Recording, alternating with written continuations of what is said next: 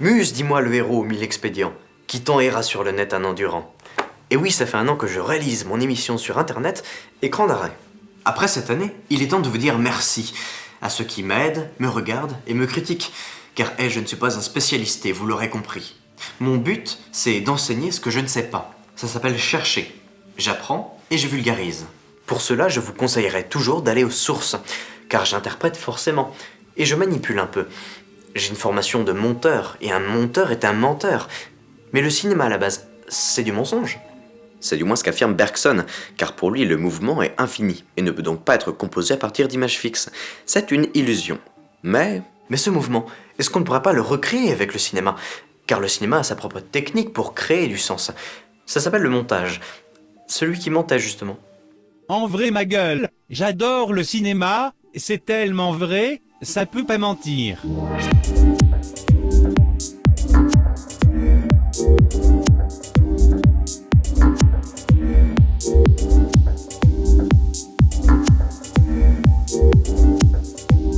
Salut, c'est moi Orson Welles.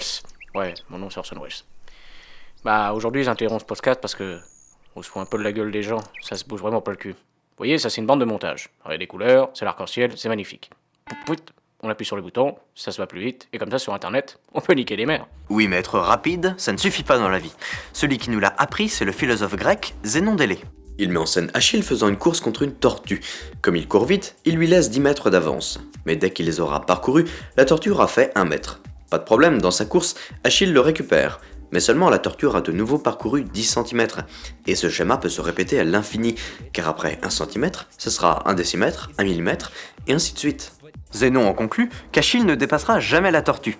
L'idée est que le temps est comme l'espace, infiniment divisible, et il y a toujours une durée ou un mouvement qui échappe à la division. Seulement, Achille peut dépasser la tortue, et nous prouve par l'exemple une réalité difficile à comprendre. Un ensemble fini est divisible à l'infini. Est-ce qu'on peut compter tout le temps? Non. Ça s'arrêter. Ainsi, quand Achille va-t-il dépasser la tortue? Ou plutôt, quand passe-t-on d'un état à un autre? Car soit l'état apparaît de rien, comme par magie, ex nihilo, soit il se découvre, voulant dire qu'il était déjà là. C'est la thèse de Bergson, qui affirme que le futur est déjà présent dans les choses, attendant le bon moment pour sortir. Il l'exprime dans l'évolution créatrice. La réalité nous est apparue comme un perpétuel devenir. Elle se fait ou elle se défait, mais elle n'est jamais quelque chose de fait. Le mouvement, c'est donc ce dévoilement, le réel qui sort de sa cachette. Mais ni la science, ni la conscience ne peuvent saisir ce mouvement. Et c'est peut-être mieux, puisqu'il serait invivable d'avoir constamment en tête l'idée de l'infini. Ainsi, on considère les choses avec un regard fixe et pratique. L'intelligence, comme les sens, se borne à prendre de loin en loin sur le devenir de la matière des vues instantanées et par là même immobiles. C'est la même chose en photographie, toujours fixe. Mais en vérité, lorsque l'instant de la photographie se fixe, cet instant a une durée et ne sera jamais un fragment intact. Lorsque le volet de l'appareil s'ouvre, il laisse entrer la lumière un instant, puis se ferme. Ça s'appelle la vitesse d'obturation. Lorsque le volet est ouvert assez longtemps, ou lorsqu'on bouge devant la caméra, on se rend compte que cet instant a une durée, puisque les mouvements s'impriment sous des figures floues. Pour éviter ça, on va choisir un temps d'exposition court. Mais pour se permettre ça, il faut que le sujet soit lumineux, sinon la pellicule ou le capteur n'aura pas le temps d'être impressionné. D'autres facteurs rentrent en compte comme l'ouverture du diaphragme ou la sensibilité, mais ces facteurs changent l'aspect de la photo. Quoi qu'il en soit, la photographie, comme la conscience, ont besoin de plusieurs informations pour en créer une seule. Ainsi, la photographie propose à chaque fois un mouvement fixé. Elle l'arrête pour contempler une scène équilibrée. C'est une coupe immobile, et le mouvement est toujours abstrait, comme ces photos prises sur le vif qui ne sont pas toujours très valorisantes. Cédric, prends une photo.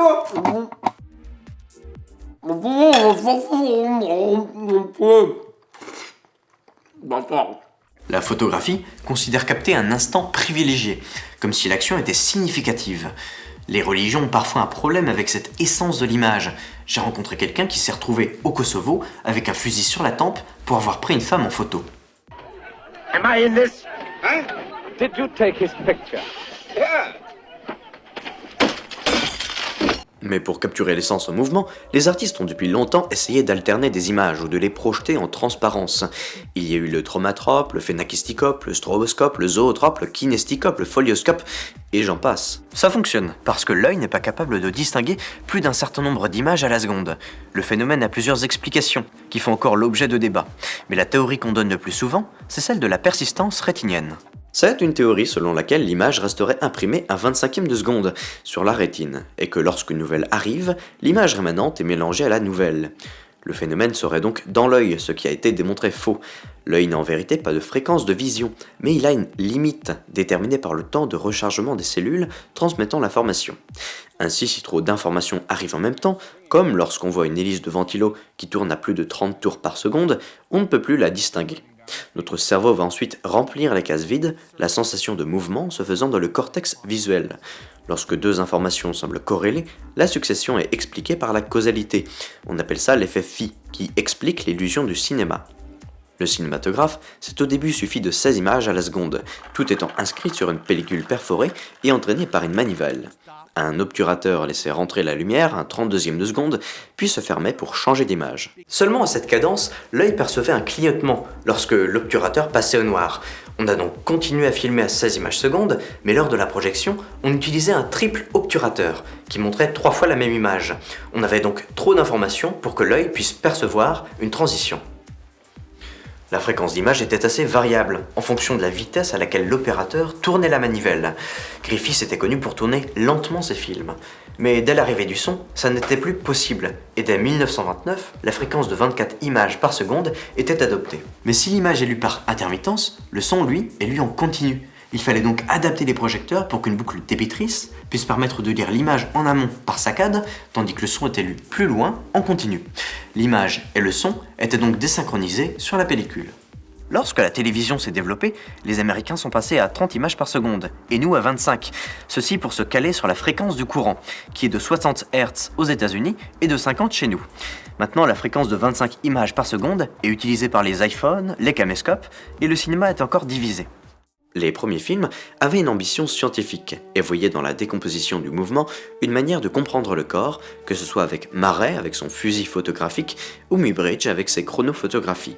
Encore aujourd'hui, les animateurs se servent de vidéos réalisées en slow motion pour décomposer le mouvement en étapes successives.